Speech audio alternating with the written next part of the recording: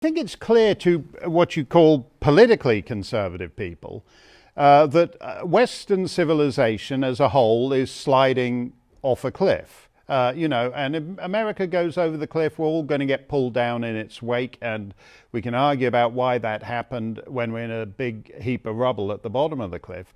But it doesn't seem entirely coincidental that Western civilization is heading for the dustbin of history at a time when increasingly, and particularly in Europe, they've abandoned any sense of transcendent meaning to life.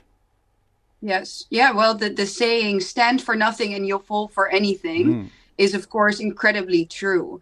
And you are right. You know, it can't be a coincidence that from especially, let's say, the 60s onwards, you know, the soixante-dix, the people who said, oh, that fairy tale nonsense, we have to let go of that. That from that moment onwards, we've seen the most rapid collapse of everything that Western civilization ever stood for.